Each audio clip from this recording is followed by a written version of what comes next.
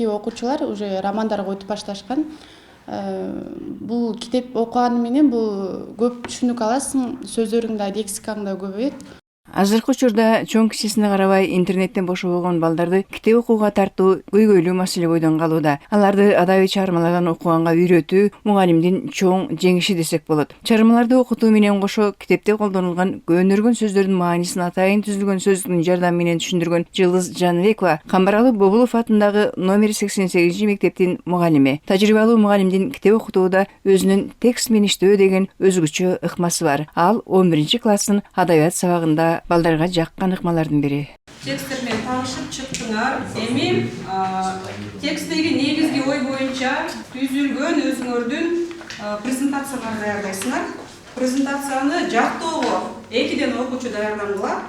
Чыңгыз Хандын Ак булуту чыгармасынын негизинде коюлган спектакльден фрагмент көрөбүз. Төрөктүн төрткүчүн ээси улуу Чыңгыз Хандын жарлыктылар. Эмесе Төрөктүн төрткүчүн ээси улуу Чыңгыз Хандын жарлыктылар. Батышты толук жеңмейинче көч жактан ээси дияс калайдырга төрөгө таптага тыюу салган. Чыңгыз Хандын кандай буйругу бар экен? Жеңиш болбоюнча аялдарга төрөгө тыюу салынат деген. Туура, буйрукту ким берди? Чыңгыз Хан. Чыңгыз Хан ким эле? Хан дагы. Көсөм адам. Көсөм болуш үчүн адам кандай болуш керек? Билгич болуш керек. Билгич болуш керек. Бул жолку сабакта Чыңгыз Айтматовдун Чыңгыз Хандын Ак булуту чыгармасы талкууланды. Аталган ыкма боюнча алдын ала түзүлгөн 4 топтун окуучулары кезеги менен өздөрүнө бөлүнгөн сюжет боюнча бирин-бири улап баяндап айткандарын коргошту. Ал эми мугалим окуянын маани мазмунуна, учураган макалдарга кошумча түшүндүрмө берип, алардын түпкү терең мааниси түшүндүрүлүп жатты. Иш билги, сөз билги, анан жөн билги, демек жалпы иерархияны карап алабыз. Букаралар, андан билгилер, билгиликтер көсөмдөр болот. Көсөмдөр адамдар жетектейт, алып жүрөт. Демек Чыңгыз Хан ошол өз мезгилиндеги көсөм адамдардын бири болуп жүрөт. Эми презентацияга даярбызбы? Даярбыз.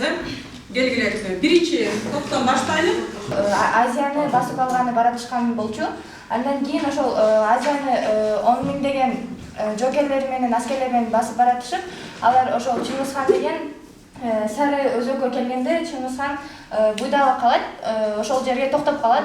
Ооба, анын себеби бул ошол бир жүз башынын жигити менен ошол бир сайма сайган келинчектин ошол өлтүрүлүшү керек болот экен. Жакшы, улатабыз. Ал жүрүштө албетте аялдар да болот, бирок ошол аялдар болгону эң чоң бале болот экен. Демек, ушул жерден бале чыкты деп атат. Кана экинчи топтон Андан кийин Чыңгыз Хандын Европага болгон жүрүшү. Чыңгыз Хан аябай ар бир жумуштун, ар бир иштин өзүн билип, ар бир жумуштун ине жибине чейин билген, эртеңки күндү бүгүн билген адам болчу. Ал Европага баратканда бир дагы ымыркай төрөлбөсүн деп буйруп салат. Демек, силердеги тексттин негизги өзүктүү окуясы бул эмне экен? Европага жүрүшү. Европага жүрүш, жүрүштү сүрөттөлүшү. Азаматсыңар. Канан үчүнчү топтун спикерлери чыккыла. Тартипке каршы жагдай тандагыбыз бул Чыңгыз Хан өзү тартипке болгондо. Абдан сонун тема тандап алыпсыңар, андан ары улантабыз. Биздин темабыз негизи биринчи тема Чыңгыз Хандын ой санасы. Чыңгыз Хандын ой санасы бул өзү асманды караса жаман белгинин үчүн булуттарды, асман булуттар жоктугун түшүндү. Ошондо өзү жаман белги деп түшүнүп алды. Ал эмне болгон булут эле? Асманды караса ал жакта булут жок болот. Бирок желектерден ал ажидарды көрөт. Ал дайыма ажидарды көргөн сайын бул өзүнө салыштырчу.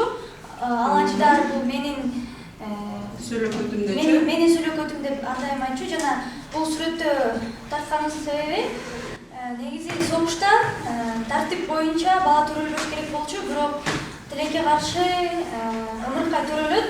Бирок бул чагылган сүрөтү ошол кандуу согушта тартипти бузган ымыркай пайда болот. Демек, бала төрөлгөндө ал канчалык алар жашыра десе болбой, адамыбыздай ачыкка чыкты. Кагандыгын кылыш керек. Ошону менен окуя силерге ушул жерден токтоду. Азаматсыңар. Кыстырма кошуп кетейин. Макалды туура чечмелейбиз. Көңүлдүн аты арбайт. Аруу бул чарчоо дейдилер да, мисалы арыбай бар бол, чарчаба, чалыкпа. Акың менен ата эч качан чарчабайт. Ошол менен андан ары кеттик. Сабакка балдар мыкты даярданышкан. Талкууга окуучулардын дээрлик баары активдүү катышты. Белгилей кетчү жагдай бул ыкма менен кыска убакыттын ичинде бир нече адабий чыгармаларды окуп бүтүрүүгө үлгүрүшкөн. Көбүнчө ортого даярдыкта көп китептерди окуп баштадык. Көп чыгармалардын эң биринчи база бизде Чыңгыз Айтматовдун чыгармалары болду. Биздин класста уже 3 чыгармасын бүтүрдүк деп айта алам. Кийинки окуучулар уже романдарга өтүп башташкан. Бир чыгармага тема коюп, ошону бөлүп окуганда бири-бирибизди угуп, ошол бир чыгарма жөнүндө толук информацияны алабыз. Кийинки эски кыргызча сөздөр бар. Ошондуктан биз атайын мындай эме чыгарып алып, эски сөздөрдү жаңы сөздөргө айландырып түшүнүк алабыз. Ушундай атайын адабий көркөм чыгармаларды окуп жатабыз. Чындыгында эгер роман окусак бизге кыйын болмок. Биринчи ушу Чыңгыз Айтматовдун чыгармаларынан баштадык. Эң эле дегенде Чыңгыз Айтматов чыгармаларында биз бир гана окуп түшүнүү, жыйыртыга даярдануу боюнча окуп түшүнүү, грамматика, лексика жактан абдан өнүгөбүз. Анан сабак өткөндө дагы ошол чыгармаларды топторго бөлгөн абдан ыңгайлуу биз үчүн дагы. Анткени кээ бир мугалимдер бар, алар баарыбызга бир эле тапшырма берет окугула деп. Бирок ал чыгарманын баарын окуп чыкканча убакыт керек, түшүнүп, өзүңдүн оюңду айтканга. Топко бөлгөндө дагы бири-бирибизди угуп, бизге атайын берилген тапшырмаларды биз башка аркын угабыз, өзүбүздүкүн окуйбуз. Кыска мөөнөттүн ичинде башка аркында угуп, бир чоң чыгарманы дагы аз убакыттын ичинде түшүнүп, өзүбүздүн оюбузду айта алабыз да. Окуганга келгенде 45 мүнөттүн ичинде биз эч нерсе жетишпейбиз. Эгерде бизди ушинтип топторго бөлүп, темаларды бизге подтемалар менен бөлүп бергенде биз өзүбүзгө да түшүнүктүү да болуп атат. Көптөгөн жакшы, туура жана так маалыматтарды билип атабыз. Бизге бөлүп бергенде бул чоң көлөмдүү темаларды биз тагыраак түшүнөбүз жана биз түшүнбөгөн сөздөрдү бул кагаздын арткы бетине түшүнүктүү, бизге түшүнүктүү сөздөр менен жазып кетет. Биз ошол жактан өзүбүздүн сөздүгүбүздү да көбөйтө алабыз. Ошону менен бизге чоң жардам берип жатат. Биз эми Төлөгөн Касымбековдун Сынган кылыч чыгармасындагы ушундай тексттерге бөлүп иштейин деп жатабыз. Анткени бул аябай ыңгайлуу. Бизге эже азыркы убакытта ушундай кагаздарга тексттерди дайындап, андан кийин ушу биз түшүнбөгөн сөздөрдү да сөздүк кылып чыгарып берүүдө. Сен кайсы сөз түшүнбөйт, мен кайсын түшүнүп калдым, мисалы? Бул жактан түмөндөгөн деген жаңы эле эжеден сурадык. Бул деген 10 миңден деген сөз билдирет экен. Окуучулар кыргыз тил жана адабият сабагынан Жылдыз эжекенин бизде окутуп калганы кандай жакшы деп кубангандарын жашырышкан жок. Кесибине жоопкерчилик менен мамиле жасап, балдардын терең билим алышына салым кошуу милдетим деген Жылдыз Жаныбекова кесиби үчүн баарынан кечип эмгектенүү зарылдыгын айтып, мугалимдин түгөнбөгөн түйшүктөрү менен бөлүштү.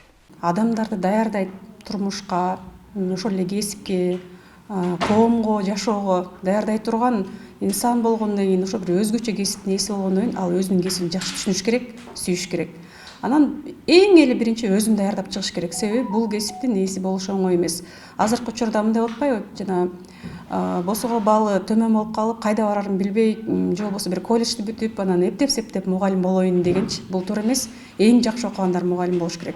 Себеби мугалимде бир эле өзүнүн предмети эмес, баарды ар тараптуу базалык билим бар болуш керек да. Кандай суроо берип калса дагы, мугалим деген окуучу үчүн бул идеалдуу киши. Ал баарын билген киши. Мугалим деген сөздүн ичинде көп нерсе жатат.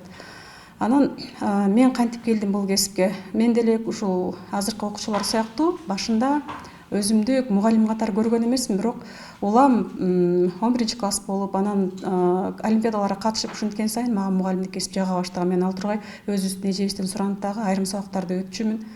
Ушу кыргыз адабиятынан, геометриядан сабактарды өтүп калып элем, дублер болуп. Анан университетке өткөндө өзүмдүн ордумду тактап билдим десем болот. Иштеп баштаганда эң биринчи кыйынчылыктар башталды. Себеби мен ойлогондой эле, мен канчалык билимге сугарылып толуп келсем дагы, ал бир тең, ошол билимиңди жеткирүү бул экинчи аябай чоң оордук болот экен. Ушул тапта университетте жаңы бүтүп келип, мектеп босогосун аттап, жаңыдан мугалим болуп баштаган кесиптештеримди жакшы түшүнүп кетем. Себеби канчалык билимге толуп сугарылып келсең дагы практика деген бөлөк. Аны кайра ошол билимиңди жеткирүү, ага бир тиешелүү усулдарды колдонуу абдан чоң көйгөйдү жаратат. Өзүмдүн мисалы иштеп баштагандагы эле эки этапка бөлсөм болот. Телефон пайда болгонго чейинки, анан телефон азыркы интернет дүйнөсүндөгү балдар, булар эки бөлөк балдар да. Себеби ага чейинкилерде же убакыт берекелүү эле, же чындап эле алар башкачараак беле, жеткирүү оңоюраак болчу, же балким ал убакта кыргызча жакшыраак түшүнүшчү эле. Азыркы учурда ар бир сөздү чайнап бериш керек болот. Азыркы Z-Mon'га мисалы тапшырма катары эле үйдөн барып Чыңгыз Айтматовдун Баланча деген чыгармасын окуп келе. Же болбосо бизде азыр 11 класстын программасына сыңалыш жок да, китепте биз адабий сынды окуйбуз, публицистикалык очерктерди окуйбуз. Китепте жок нерсени барып таап окуп келе дегенде окубайт. Аны окутуш үчүн сен жол издейсиң. Кантип мен ушул чыгарманы буларга кичине болсо да жеткирем, кантип кызыктырам. Анан ушул кыйынчылыктан анан өзүңдүн ыкмаң пайда болот, өзүңдүн усулуң пайда болот. Айла жок, майдалай баштайсың. Жөн эле текст катары таратсаң, ал жердеги сөздөрдүн 50-60% бала түшүнбөй калат. Себеби бүгүнкү күндө азыркы балдардын сүйлөшүп аткан кыргыз тили бул толук кандуу биз билген кыргыз тили эмес да. Жеңил желпи, абдан көп орус сөздөр аралашкан, айрымдарына керек болсо англисче сөздөр аралашып кеткен ушундай тил. Ооба, бул айтылгандар тилекке каршы карандай чындык. Учурда жаштар арасында эне тилинин лексикалык кору шаарда эле эмес, айыл аймактарында деле аксап жатканын Алай районундагы кыргыз тил мугалими Толкун Бигалиева да өкүнүү менен айткан эле. Күнүмдүк тиричиликтин деңгээлинде сүйлөшүү болуп атат да. Маданий деңгээлде, саясий деңгээлде, илимий деңгээлде 11 класстын окуучуларынын арасынан деле 2-3 чыкса чыгат, чыкпаса жок да. Китептердеги тексттерди окуп жатып, айрым сөздөрдү бүгүнкү окуучулардын түшүнбөй жатканын көрүп атам да. Анан мен аны сөздүктөрдөн карап, кайрадан турмуштан алып ушинтип түшүндүрөм да. Ошондо тил жоготуп баратканы байкалат. Улуттук телевизион ушундай жаңы эткен абалынан улам эне тилин сактап калуу максатында Толкун Бигалиева Билим берүү министрлигине өзүнүн иштеп жаткан эксперименталдык тажрыйбасын сунуштап, грамматика менен кептай калыштырып окутуунун 2 ыкмасын берген. Педагогдун айтымында бул ыкманы колдонуп окутууда окуучуларынын билим деңгээли 90%га чейин көтөрүлгөн. Мен усулум машыктыруучу усул да. Машыктырууга муктаж бүгүнкү окуучучу. Ошентип өтсөк, биз тилибизди сактап калабыз деген сунушту киргиздим. Мисалы, сүйлөмгө мүчө боло албаган сөздөр деген тема бар да, 12 саатка берилген. Анан ушул 12 саатты мен биринчи саатында эле бардыгын толук түшүндүрүп туруп, атайын ыкма менен. Анан балдар китепканага барышып, китептерди тандап алышат да. Мен окуучуларым болсо дүйнөлүк адабиятты окушат. Дүйнөлүк адабияттардан китептерди алышып, окушуп, өздөрү тандашып. Анан презентация ооз-2 кеп, андан кийин баа сүйлөмгө мүчө боло албаган сөздөр, каратма сөз, киринди сөз, сырдык сөздөрдү 2-3 баракка жазышат да. Грамматика өзүнөн өзү ишке ашат. Ошондо мен кайра текшерүү иш алганда балдардын билим сапаты 90%ге чейин. Эне тили өзү үчүн күйүп бышкан легендарлуу парламенттин экс-депутаты маркум Камбаралы Бобуловдун атын алып жүргөн мектептин мугалими Жылдыз Эжеке да өз усулу менен кыргыз тилин сактоонун, өнүктүрүүнүн, балдарга үйрөтүүнүн үстүндө максат коюп, чарчоону билбей эмгектенүүдө. Өзүбүздүн жана нукура кыргыз тилин түшүндүрүш үчүн абдан көп төл сөздөрүн түшүндүрмө менен бериш керек болуп калат. Анан ошондо текстти бөлүп топторго, буларга жеңил болсун, себеби китептин көлөмүн көргөндө эле баланын каалоосу жоголуп кетет. Тексттерге бөлүп, кайра түшүндүрмө сөздөрүн ал бала түшүнбөй калып, булам токтоп калбаш үчүн артынан карап алып эле ошол сөздөрдүн түшүндүрмөсүн билип, контексттик маанисин, жоксо сүйлөмдөгү маанисин билип алыш үчүн ушинтип иштеп чыгышка туура келип атат. Булар ЖРТ тапшыра турган балдар, окуп түшүнүү тексти менен иштөө буларга 4 текст келет ортада. Ошон үчүн даярдык болуш үчүн адабият сабагында биз ушундай метод колдонуш керекпиз, усулду. Бул абдан чоң жардам берет балдарга. Балдар ошондон ким эмне, качан, кантип, эмне үчүн деген суроолорго жооп издеп отуруп, тексттин негизги оюн, андагы аналитиканы эмне үчүн болуп атат, кандай кылса болот эле, автордун ага карата маанайы кандай, ушул сыяктуу бир көйгөйлүү суроолорду чечкенге аракет кылышат. Анан жанагындай спикер болуп, өзүнүн тартынчаактыгын жоюуга, сүйлөгөнгө, кыргыз тилин колдонгонго ушинтип үйрөнүп баштайт. Бүгүнкү күндө көйгөй деген орус эле класстарында эмес, кыргыз класстын балдары деле азыр кыргызча сүйлөй албай баратышат. Орусча ой жүгүртүп баратышат, орусча китептерге тартылып баратышат. Ошон үчүн биз болгон аракетибизди жумшап, ошо кыргыз адабиятын, кыргыз маданиятын сактаганга чоң аракет жумшаш керекпиз. Анан албетте бул аракет эң биринчи мугалимдерден башталыш керек. Балдардын сапаттуу билим алышы үчүн, алардын кебинин кору бай болушу үчүн жана эне тили таза, нукура сакталышына жан өрөгөн педагог 7 баланы тарбиялап өстүргөн баатыр эне ар кандай сынактарга активдүү катышып, жеңиштерге ээ болгон жамааттын арасындагы кадырлуу адис. Идеалдуу мугалим катары мен Жылдыз Жаныбековна дагы өзүн 2022-2023 окуу жылында райондук жүрөгүмдү балдарга арнайым аттуу мыкты мугалим конкурсунда катышып байгелүү 3-орунду алган райондо. Анан ар бир сабакта ушул Жылдыз окуучуларды өзүнө тартып, жандуу сабактарды өткөнгө аракет кылат. Анан ушунун натыйжасы ошол 2022-2023 окуу жылында дагы окуучусу райондук олимпиадада кыргыз тили жана адабияты сабагынан байгелүү 1-орунду ээлеген. Батыр эне, анан билими аябай кенен, жогору болгондугуна карабастан ал эң жөнөкөй адам. Билими дагы аябай кенен, көптөгөн методикаларды колдонуп сабак өтөт. Биз кайсы жаш мугалимдер кайсы убакта жардам сурап барбайлы, ал ар дайым өзүнүн кеңешин берип, жардам бергенден тартынбайт да. Анан аябай таанышман, бүт нерсени алдын ала билип, алдын ала көрө билет. Анан ошого жараша жыйынтык чыгара билет. Баатыр эне эмгектенген мектеп 2006 жылы Көкжар кичи районунда ачылган. 2016 жылы эне тил барда мен бармын, эне тил менен кам бармын деп өмүрүнүн акырына чейин кыргыз тилине күйүп кызмат кылган сынчы, акын, прозачы маркум Камбаралы Бобуловдун аты ыйгарылган. 754 орунга ылайыкталган мектепте учурда 2098 окуучу билим алат. Орус жана кыргыз тилдеринде окуп жүргөн мектеп заманбап материалдык, техникалык жабдуулар менен камсыз болгон. Мектебибизде 39 кабинет бар. 39 кабинеттин ичинен бизде 7 интерактивный панель болду. Жакында эле буквально декабрь айында министрдин тарабынан бизге 6 интерактивдүү панель келди. Жана 15 кабинетте проектор экрандар бар. Мугалимдер ал азыркы заманбап учурунда ошол техника менен сабактарды өтүшөт. Эмгектенген жалпы мугалимдердин саны 102, алардын арасынан 2 мугалимибиз эмгек сиңирген мугалимибиз болот. Жана эл агартуу отличниктердин саны жалпы 18. Балдарды окуткан 100дөн ашуун мугалимдердин көпчүлүгү жаштар. Аларга Жылдыз Жаныбековна тажрыйбалуу мугалимдер өрнөк болуп үлгү көрсөтүшүүдө. Азыр мектептеги талапка ылайык түзүлгөн шарттарга карабастан Жылдыз эжекенин түн уйкусун бузган маселе кыргыз балдарын кыргызча китеп окууга үйрөтүү. Менде мындай ой бар болчу да, кыргызча түшүнбөгөн балдар шаарда эле болот деген башында ой бар болчу. Мен орус класстарга да, кыргыз класстарга да сабак берчүмүн.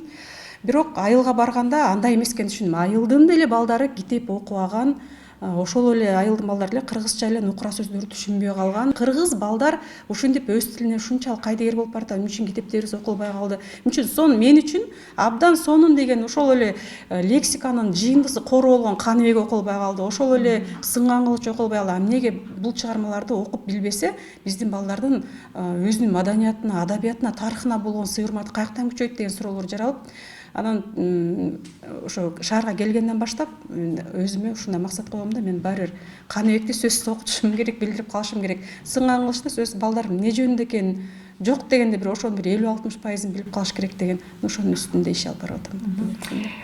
Сочинение жазышабы? Жок, ушул бул абдан чоң көйгөй. Биз аябай жазат элек, ыр түрүндө жазганга аракет кылат элек, өзгөчөлөнүп бир башкача болуп, ушунчалык изденет элек. Азыр болсо тил баян жаздыруу аябай чоң көйгөй. Окутуу канчалык көйгөй болсо, дил баян жаздыруу андан да чоң көйгөй. Себеби дил баян бул сөздүк кордон жаралат да, өзүң сөз байлыгы менен отуруп алып жазасың.